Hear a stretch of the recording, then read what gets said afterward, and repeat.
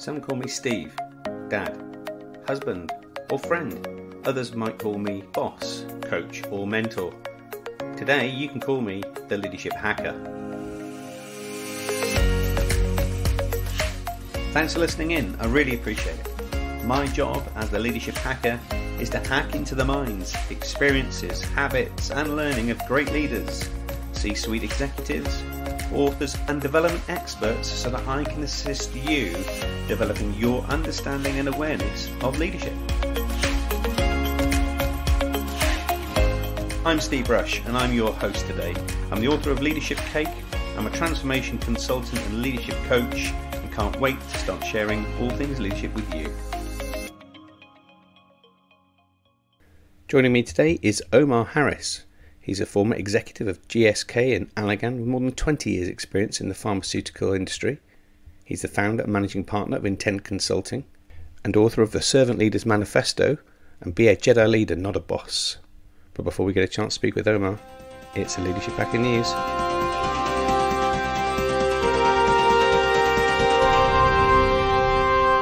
Although we can't predict the future, what we can say is 2022 will not be a return to business as usual. The pandemic, social unrest, cultural divisions and new remote working all but guarantee that leading teams and business in the coming year will be anything but business as usual. Leading in a hybrid world, digitalisation, automation, all which workers need to learn skills outside of our routines and our normal roles, combined of course with getting used to that hybrid world. So how do we prepare for challenges as leaders in 2022 and beyond? So I'm calling the 6 themes as leaders we need to be focused on, starting with using technology in human ways for human reasons. When it comes to embracing the hybrid workforce, embracing technology is a priority. Professor Roshni Ravindran completed some research and explored the integration of novel technologies into the workplace and where those technologies intersect with the psychology of human behaviour, with studies including the examination of monitoring technology and the use of virtual and augmented reality. Ravindran focused on the use of new systems to augment human life and how new technologies can be used responsibly. For example, the use of avatars may relieve that sense of social threat through psychological distance, or how an organisation's behaviour tracking application may be used as a better means of collaboration rather than for people to be feeling that they're constantly monitored. And as companies start to rethink about how remote working impacts on the workforce, Ravindran also says one key challenge pertains to the missing social connection, that feeling of being part of the same group. So the use of things like virtual reality and other augmented reality is going to be a key critical part that drives the psychology for people to adapt some of those technologies too. One thing in 2022 all companies will need to focus on, and that's improving company culture. Darden's professor Laura Morgan Roberts is an expert in human potential, diversity and leadership. And she notes that compassionate, responsive leadership is what every organisation needs, whether face-to-face or screen-to-screen. She also cites learning as being a key element of that culture change, as well as peer-to-peer support. A crisis is messy, and so too is innovation, Roberts goes on to say. As organisations compete and grow, the successful ones will emphasise on a culture that is inclusive, authentic, and has development at the heart to retain talent. Successful leaders in 2022 will forge beyond diversity efforts and developing that minority talent, pushing their organisations to really embrace the importance of equity and intelligent inclusion. Ultimately, the impact of diversity, equity and inclusion efforts, however well-meaning, will depend on how well they're executed by its leadership. Decades of research in social psychology and organisational behaviours show that when individuals question the value of group identity, that social identity threats increase. They register and they are massively damaging, not just to the individual but to the organisational relationships. Professor Martin Davidson is Darden University's Global Chief Diversity Officer, goes on to explore how those organisations can design and institute programs and policies that work to eliminate inequality. He calls out in his studies that the biggest focus should be reducing the psychological reactivity that arises in response to any racial friction. And let's remember, in 2022, we're all in the same boat. Friction can sink the boat, keeping team members out of sync, when in fact they should be pursuing the same meaningful goals that are aligned through all the organisation. Professor Lynn Isabella is an authority on managing teams, and she likens a business unit to a crew rowing on the water. What it takes to row together with 7 or 8 people is true of the manifestation of teamwork in action. Winning crews share common characteristics. Not only must every team member have the mastery of technique at a similar level, but have different strengths so each can learn to row with the rest of the crew. Professor Isabella goes on to say in her recent studies, as a member of the team, each rower must learn to follow and lead simultaneously. Individual stars will only slow the boat down. So what about leadership capability? Well, to take their teams to the next levels of achievement, successful leaders of organisations and teams will need a cohesive understanding of what leadership really is and what it's not. Having interviewed hundreds of great leaders and coaches from around the world, what I know is true leadership is about influence and not power. It's more about inspiration than control. Power is based on the development and dependence of others, and the authority based on the formalisation of a simple hierarchy that we've become used to. Command and control approaches lead to burnout and disengagement. The thing is, working through influence takes more effort, but over the long haul leads to more engaged, purpose-driven and productive teams. Until you create more leaders who are willing to provide their efforts in your direction, you're not really leading. And my final message to kickstart 2022 is, business is human. While COVID-19 and the pandemic has accelerated the mass adoption of new technologies, the things we can rely on are human related. Leadership is profoundly human. We can't rely on AI and technology to replace the human traits of judgment, compassion, empathy, and ethics. And in 2022, leadership will require a human touch now more than ever. So whatever new bold technologies you adopt and the innovative solutions you seek, let's just remember, human-centered leadership is what's going to make 2022 a real success for you and the teams that you lead. That's been the Leadership Hacker News. Let's get into the show. Our special guest on today's show is Omar L Harris. He is the founder of Intent Consulting. He's an expert on business and servant leadership. He's a thought leader, speaker, and award-winning best-selling author of 5 books, including The Servant Leader's Manifesto and Be a Jedi Leader, Not a Boss. This is about leading in the era of corporate social justice, equality, diversity, and inclusion. Omar, welcome to the Leadership Hacker Podcast. Happy to be here, Steve. Nice to be speaking with you.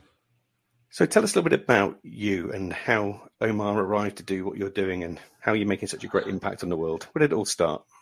It started early on. I think my parents, especially my mother, really invested in my talents early on in my life, and kind of gave me something to aspire to in terms of telling me that she wanted me to do something great in the world with my life. I was enlisted into the gifted program in the 3rd grade. There's kind of a funny story about that. I thought I was being studied for mental disorder or something like that. And it turns out that it was actually an assessment for the gifted program.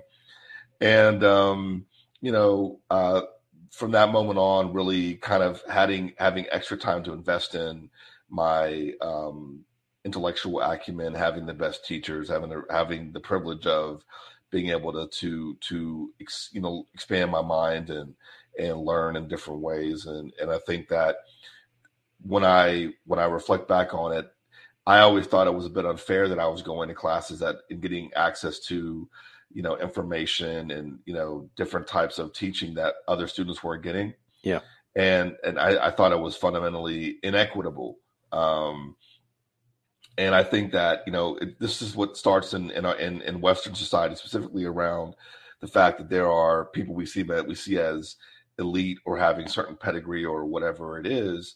And you get that, these privileges begin to happen at an early age. And then you have those who never receive any types of privileges who have to overcome constantly for the entirety of their life. And what I fundamentally believe is that everybody is uniquely special and talented, and that everyone needs the same kind of investment in order for them to unlock their true potential, which is what I do now, is try to help every single person that I encounter unlock their unique potential, their unique purpose, and help them connect that to their goals and their progress. But I think that I evolved there over the course of a 20+ year pharmaceutical career, living all over the world, US, Middle East, Southeast Asia, and Latin America. And yeah, I've lived a life when I've been able to kind of do what I'm good at all the time, and I just want everyone to have the benefit of that. And I love the fact that you've raised inequity in this whole process, because it's the one thing that gets often lost between diversity and inclusion, because it is not about race, it's not about color, it's not about creed. No, it cuts across all of those lines, doesn't it? it does. There's a big intersectionality about inequity, and people confuse equity and equality all the time, but they're not the same thing. Yeah. And that's why it's very important to explain what equity is for people so they understand. Really, if you've seen this, there's a famous cartoon that shows three children at a fence looking at a baseball game. Let's say it's on the soccer pitch for your global audience, or the football pitch, and imagine looking over, trying to look at watch the match, and you have one tall child looking over the fence easily, and you have one kid who's basically just can't even see over the fence, can kind of get a glimpse of some things, and you have a little short kid who can't see anything, right? And so this is fundamentally inequity. It has nothing to do with anything. It just happen to be three different heights, right? And the treatment strategy for those three people in that case is different. Exactly. So you basically you have to and the tallest person is also standing on, as I have to be standing on a milk crate. Right. Yeah. So it has a little bit of a boost. So you take the milk crate away from the tallest one. You give the shortest and the next shortest person the milk crates they need to be able to see over the fence. So then everybody can participate in viewing the match. It's a really interesting approach, and I'm glad you've highlighted that. As I'm a visual, I can actually see these three characters actually stuck behind the fence. Right.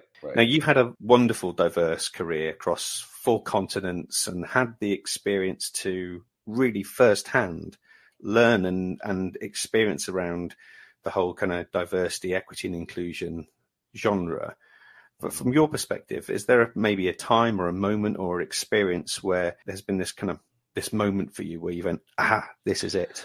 I don't think it was certainly a single moment for me. I think it's just being observant to your experience and the experience of others. I think that for me, one of the things that really affected me early in my career was the fact that I was one of the only African Americans in marketing in my entire 30,000 person company, and asking myself the question, why are there not more of us in pharmaceutical marketing? Because if you think about, and at the time I was working in cardiovascular disease and cholesterol, and this is a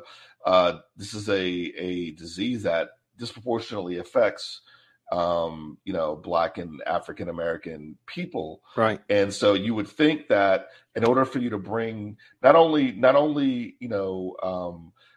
bring the solutions to market more effectively, but also have more effective consumer messaging and messaging to doctors around the disease modality, you should at least be representing the demographics of your primary patient populations, right? So absolutely. If you work in high blood pressure, diabetes, cholesterol, you should have a higher propensity of people of African descent in those teams. I think just because they're going to have a personal connection to that story. I mean, both my parents have high blood pressure. Everybody, almost every person that I have that's a friend of mine over 40 has high blood pressure in our community. So I think that we have a connection to it, an emotional and intellectual connection to this that others may not have, that would give us an advantage in terms of messaging and marketing and all the things we're trying to do. But at the time, I was the only person of color on that team in the entire world. That's a remarkable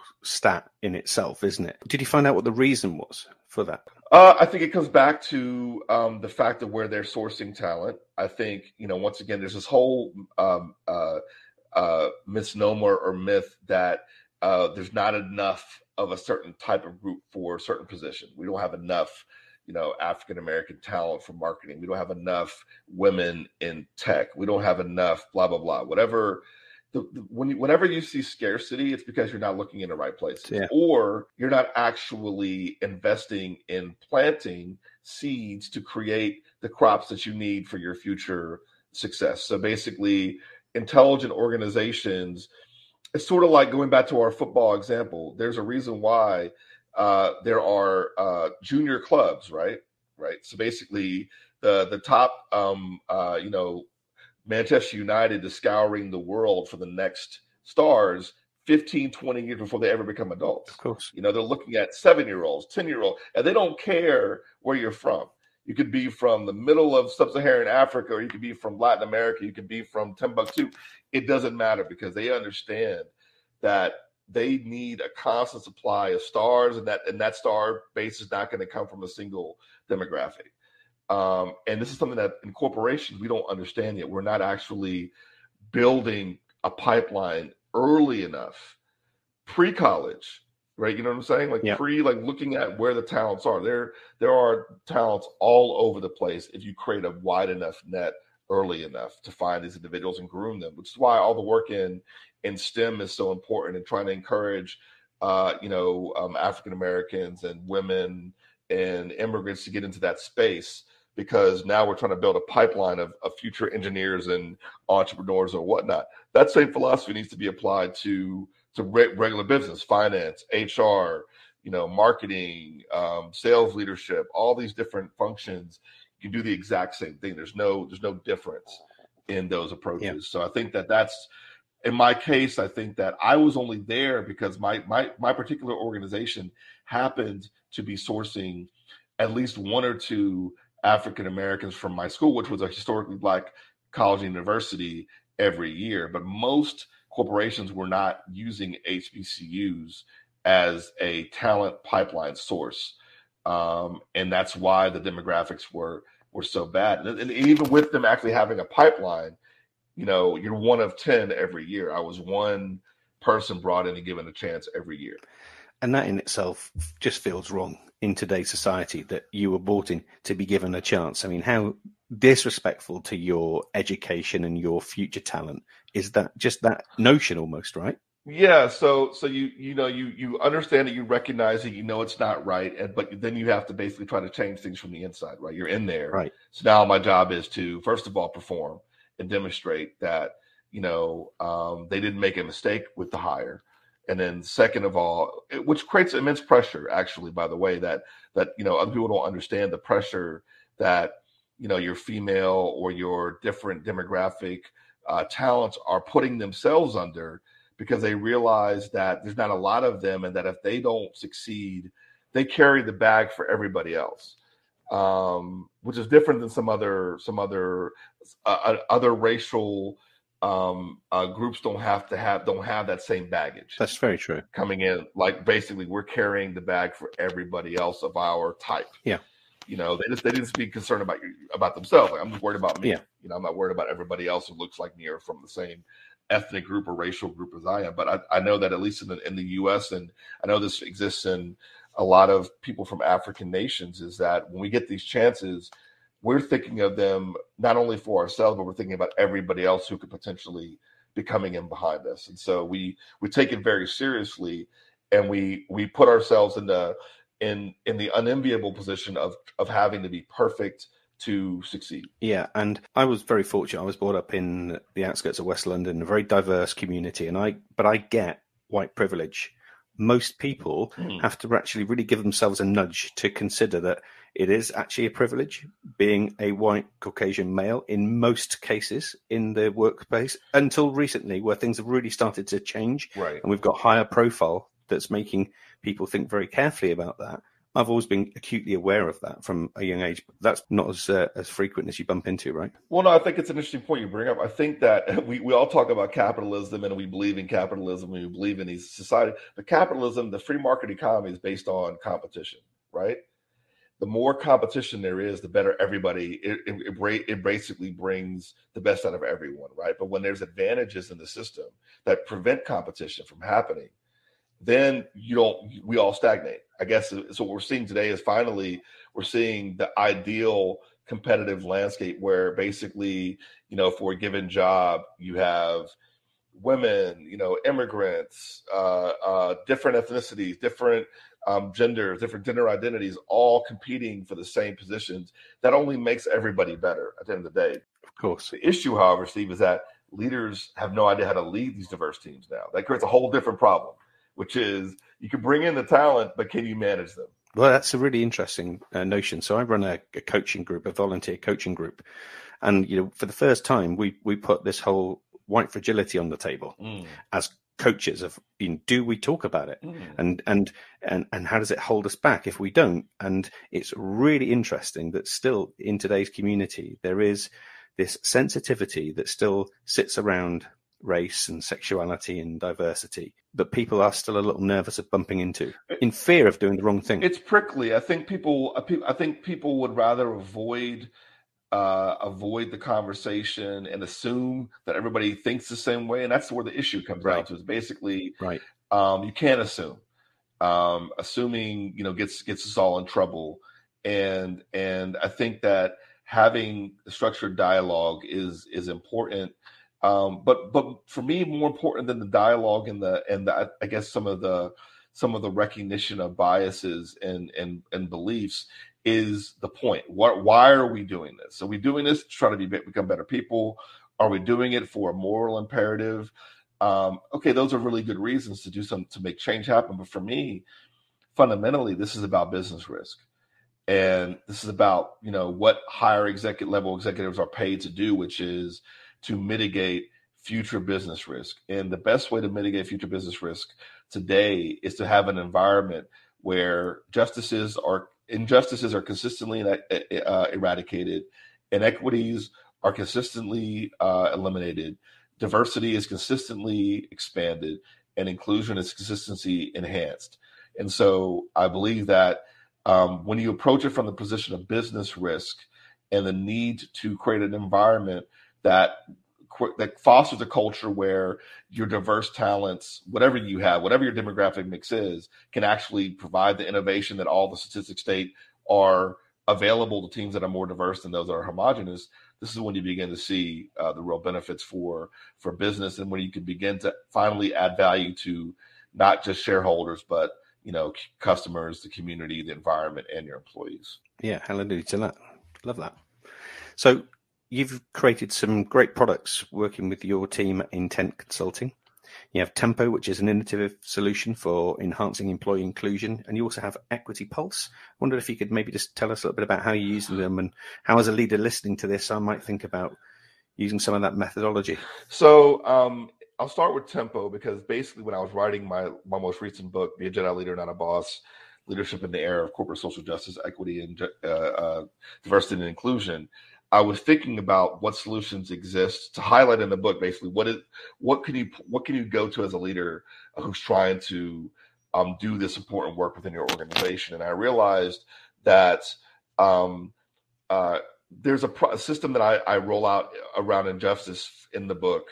And then the diversity, there's a lot of work and great solutions around hiring diverse talent and making sure you capitalize diverse talent. But I realized that the equity and the inclusion pieces were areas where it's more difficult to quantify for business leaders the impact of these two areas, right? Right. So what do we get when we invest in these areas, and what is the outcome for our business? And so I began challenging myself to think about how I could come up with solutions. And I think about technology a lot in terms of how can we leverage technology to make things more transparent, make things more equal, and make things more visible to everyone. And so the idea for Tempo was basically thinking about the corporate all hands meeting, the town hall, where you have your senior leadership coming together to talk about, and all the companies, employees coming together to talk about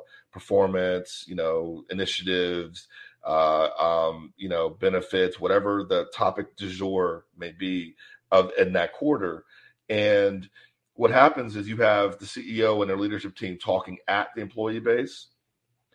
There may be some Q&A that happens with the employees, but there's not. It's not really an inclusive event.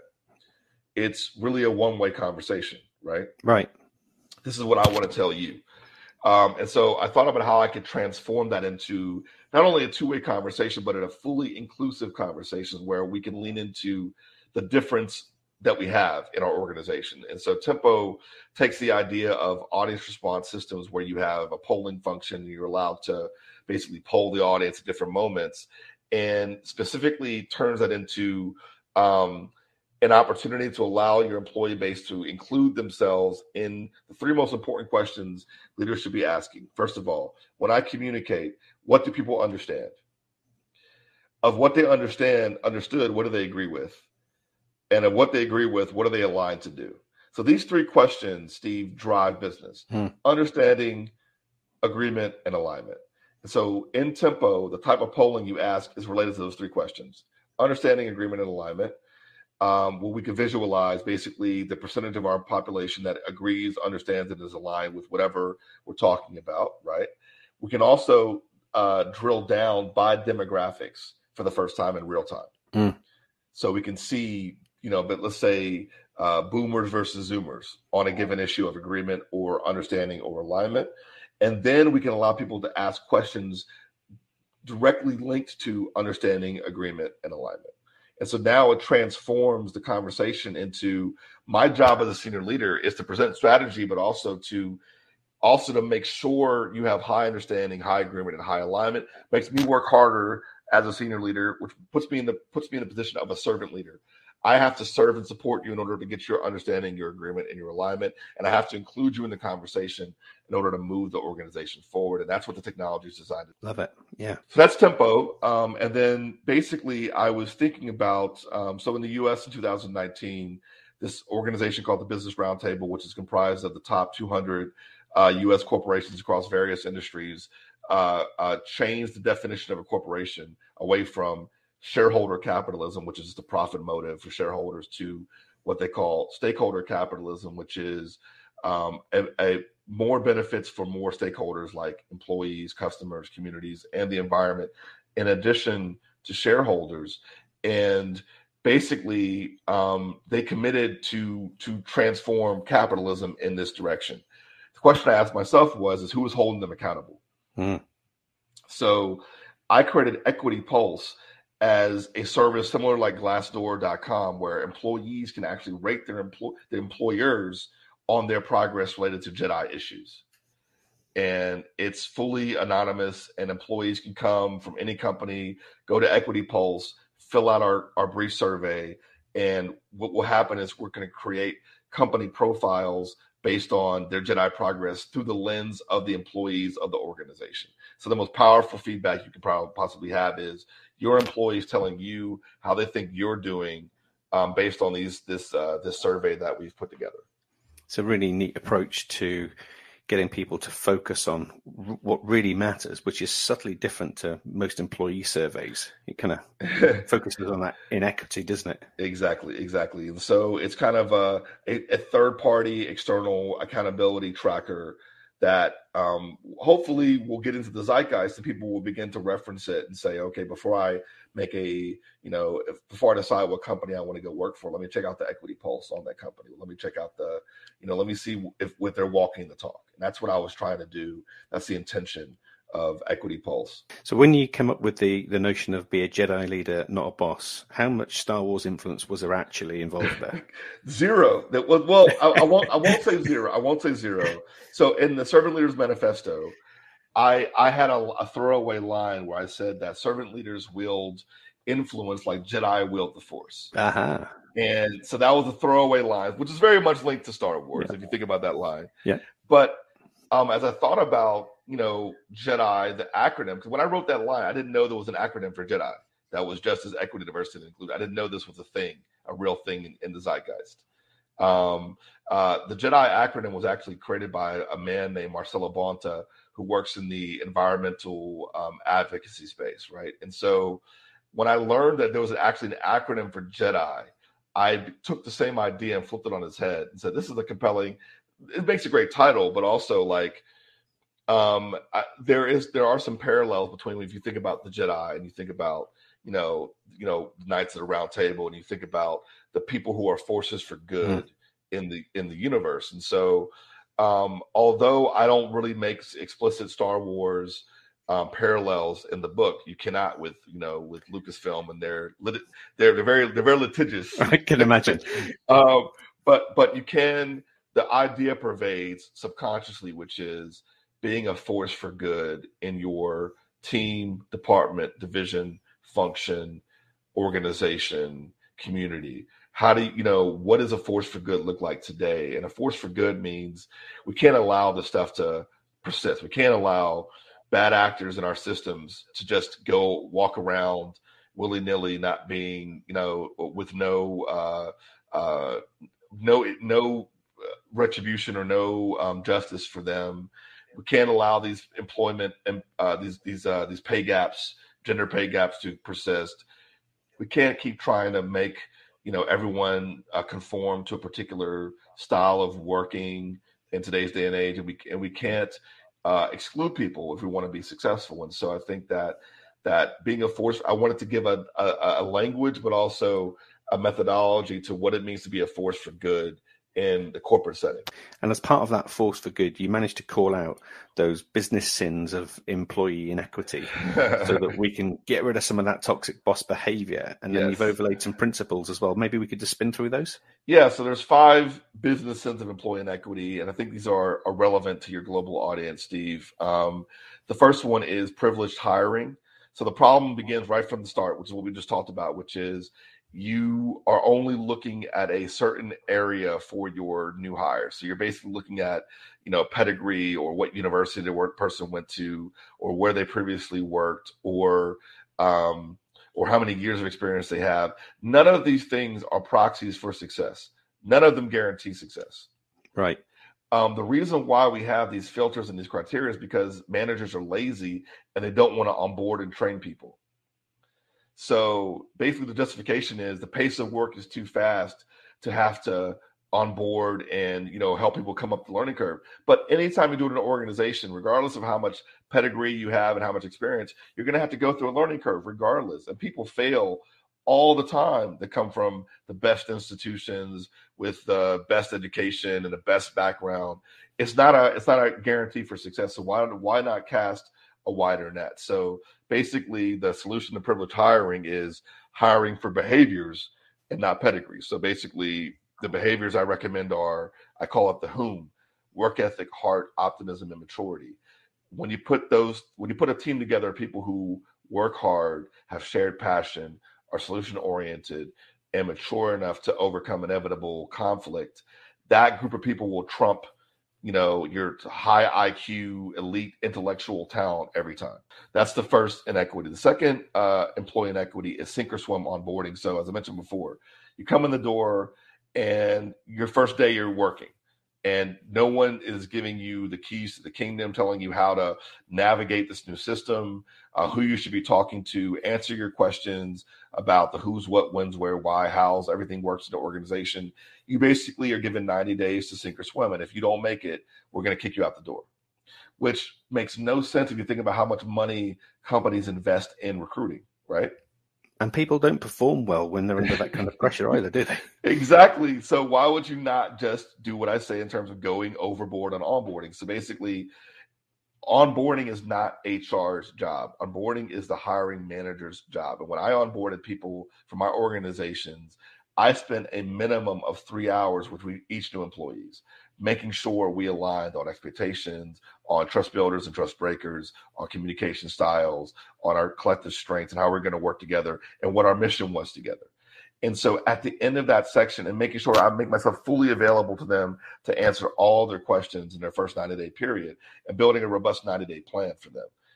That transformed not only the trust that we had together, but it transformed the success rate and the hit rate for people that we're bringing into the organization, right? So get rid of sink or swim onboarding and go overboard on onboarding would be the second thing. The third thing is, okay, so we bring you in, we onboard you, but then we basically want you to be like everybody else. We whitewash your talent. We just basically say, forget what you're good at. You get to go through this process. And how many people who are young coming into an organization are told, like, put your head down, just do this thing for 5 years. When you become a director, then you can change stuff.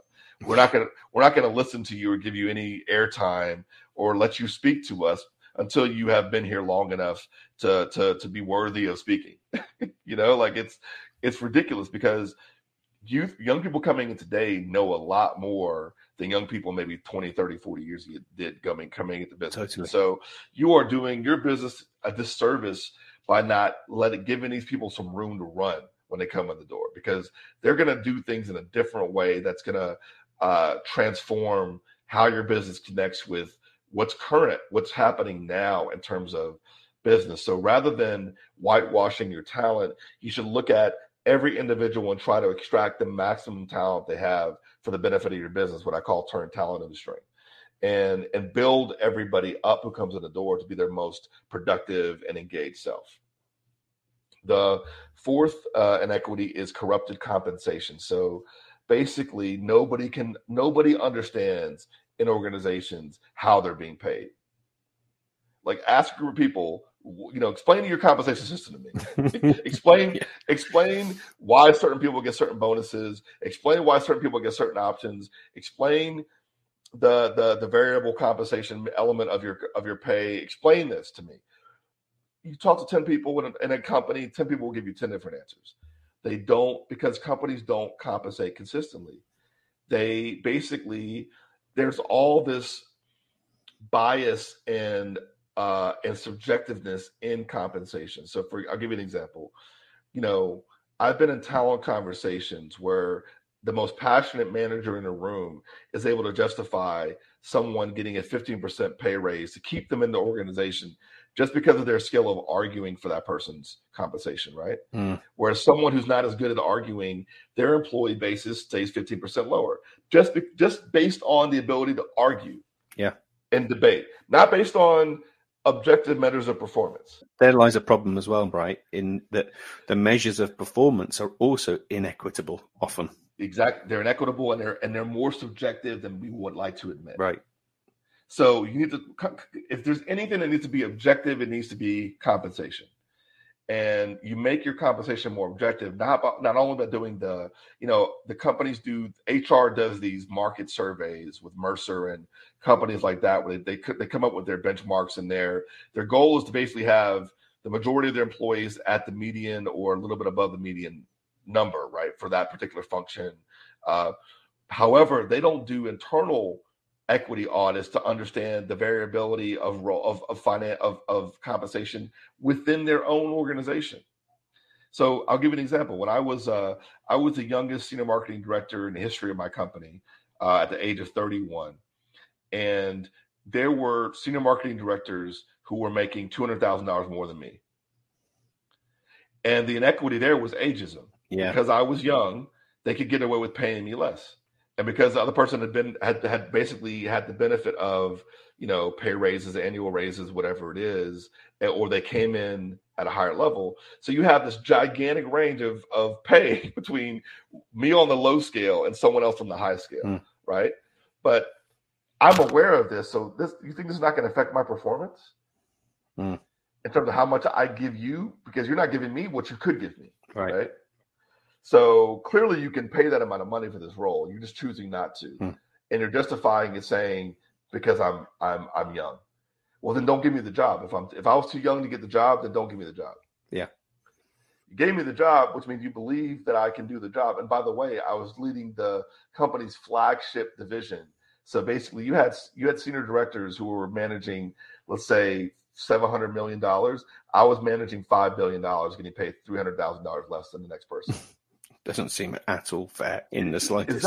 Is that fair? I don't know. I don't think it's fair.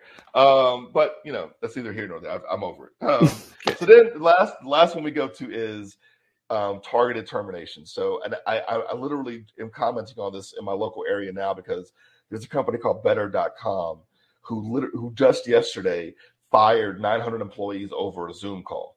Wow. They invited 900 employees, and if you're on this call, you're being terminated. Being fired over Zoom by the CEO. How crass. That is horrible for a number of reasons. And even worse, they eliminated their entire diversity, equity, and inclusion recruiting department. It sounds to me like a recipe for disaster. Yeah. So first of all, from an investment perspective, why would you invest in this company? Second of all, why the managers who made the bad decisions that put the company in the position to have to downsize are never terminated. They made the calls, the bad investments, the bad forecast, the bad whatever that led to this moment. And they're the ones who get protected time and time again. And it makes no sense. It's fundamentally unfair and inequitable. And so for me, I say, employee termination, like the broad-based employee base, your frontline employees should be the last resort. We should terminate everybody before we get rid of the frontline employees, because that's your connection to the customer. That's your connection to the market. That's your connection to the actual productivity center of your organization.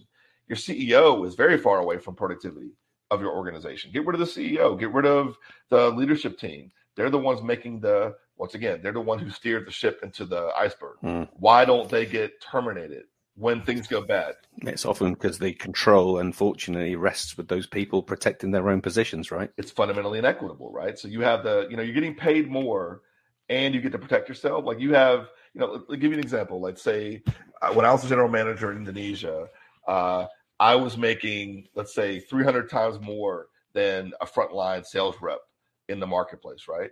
So my salary could pay for 100 reps, right? You should get rid of me if I do something wrong. Yeah. Versus getting rid of these individuals who are at the front line and also not being compensated enough as it is for what they do. Really interesting spin on things. I'm glad we went there with that conversation. Thanks, Omar. No problem. So how's the future of work, the hybrid work that we find ourselves in now following the pandemic and as we come out of it, how do you think that's helped or held back equality? I think companies that embrace it can actually create much more equality and equity, as long as you have managers who are equipped to properly manage this, right? So, one of the biggest issues is that when you become a manager, there's no training to become a manager. There's no guidebooks to becoming managers. You have, some type of training programs that come into play, but largely it's kind of like learn on the go, learn on the fly, right? And that's just regular management when you're going into an office together. Think about the managerial skills and communication skills and abilities you have to have when half your team is working virtually. Some people work at hybrid. The skill set, the ability to manage and lead has to go up several notches. And so for me, this is only going to work to the degree that we're improving the quality of management and leadership, which is why I have a lot of work today, because a lot of people are calling me saying, how do we do this? How do we elevate the skill of our managers? Because if people are recognizing that if the managers don't improve, then this great resignation trend that we're having and all these types of things are going to continue, and they're going to continue losing talents because their environment, everyone's going to be saying we have the same ability to let you work from anywhere. That, if I can work from anywhere, imagine now I can work for a Chinese company from North Carolina, or I can work for anybody. So the hiring pool and the competition is greater than ever before. You've got to really have your standards up to par to not only bring in, but to keep your talent and develop them and keep them happy. So it's going to be quite challenging. Yeah, it is. So this part of the show, we typically turn the tables a little bit, and I get to hack into your leadership brain. Sounds good. And having had the vast, diverse experience you have, I'm really looking to get into your top 3 leadership hacks. What would they be, do you think, Omar? So, top 3 leadership hacks. I think that the first leadership hack is one that I call MHT, and this is for mindset, habits, and tracking. And the reason why MHT is important is because in order for you to evolve from a toxic boss to a servant leader to a modern leader, is you have to minimize your ego. And the way you minimize your ego is by making sure you're taking care of yourself in other areas, so that basically you don't require the ego boost that comes from having power over other people. So when you have that proactive mindset, meaning that you are focused on what you can control and influence, and not focused on managing things like corporate politics or who's going to get promoted when, that you have no power over. You have the habits, high performance habits. So you are taking care of your mind, your spirit, your personal development, your learning, and your exercise, your fitness. That allows you to be able to power through and do and to hold yourself accountable, but also hold other people accountable based on the way that you hold yourself accountable, right? So I think that's tracking the T of the MHT. So I think that's 3 leadership hacks: the mindset, the habits, and the tracking are things that I advocate for every manager to upskill on today in order for them to reduce their ego and show up as the brilliant leader that they actually can be. It follows a regular theme that we see on this show, actually, where the great leaders, the great entrepreneurs put themselves first. And there is this strange notion of some leaders don't feel that that's a value investment. But actually, if you don't put yourself first and get you fit to lead, you can't then be in service and be servant leader to others, can you? No, because you need their service to you for you to feel good about yourself. Yeah. And then nobody gets anything done because everyone's worried about trying to meet, take care of your ego needs, and your ego needs have nothing to do with what the customer wants. Next part of the show, we call it Hack to Attack. So this is typically where something hasn't worked out in your past and your work. Maybe you've been quite catastrophic in its outcome, but as a result, the experience you've learned from it, and you now use it as a positive. What would be your hack to attack? So I think that in this instance, it's basically going back to what I said earlier, when you're basically coming up as the only African-American in my team of marketing, then becoming the only, African-American business director, general manager, and several different organizations. This idea that I had to be perfect led me to have, horrible panic attacks, be taken to the hospital, have nervous breakdowns, all these horrible things.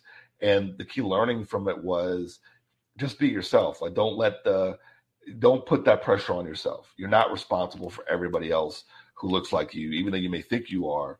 Do your best. Be the best version of yourself, and that'll take care of itself. And have healthy habits. I was working, 20 hours a week. I was, not sleeping well. I was drinking too much. I had all these horrible things that were happening because I was trying to show up as perfect for my organization. And I learned later on that I could be just as effective, or more effective, working half the time by being a lot more focused and taking the pressure off myself. Because the thing about it is that perfection doesn't exist, right? Right. And the thing that I've learned is that we get paid in organizations to increase our success rate when it comes to good decision making, right? And not right decision making, good decision making. And there's a difference. Right and wrong decision making is a function of time. You never know when you make a decision whether it's right or the wrong one. Only time will tell you that.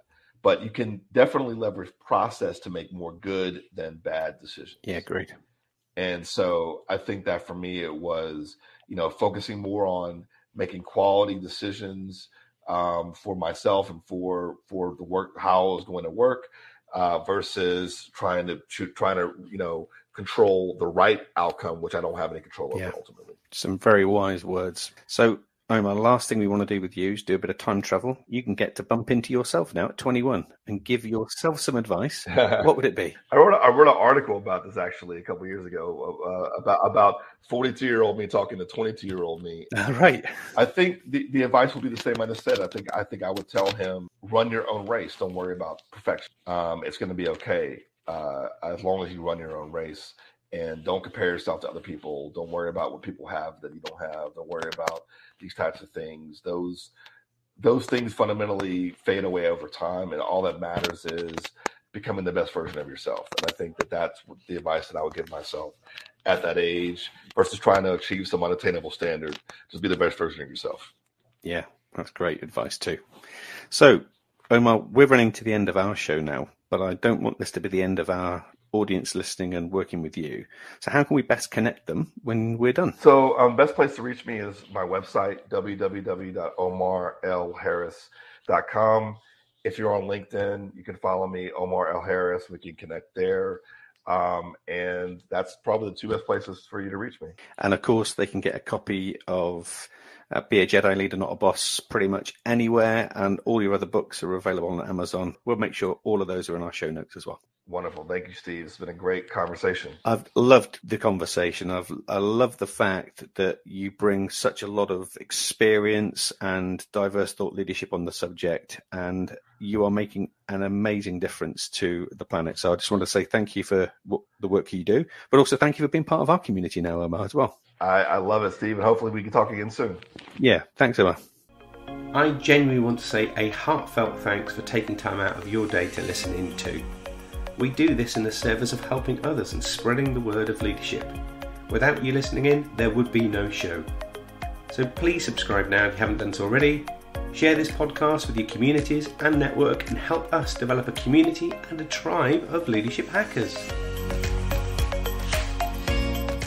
And finally, if you'd like me to work with your senior team, your leadership community, keynote an event, or you would like to sponsor an episode, please connect with us via our social media. And you can do that by following and liking our pages on Twitter and Facebook. Our handle there is @LeadershipHacker. Instagram, you can find us there at @the_leadership_hacker, and at YouTube, we're just Leadership Hacker. So that's me signing off. I'm Steve Rush, and I've been the Leadership Hacker.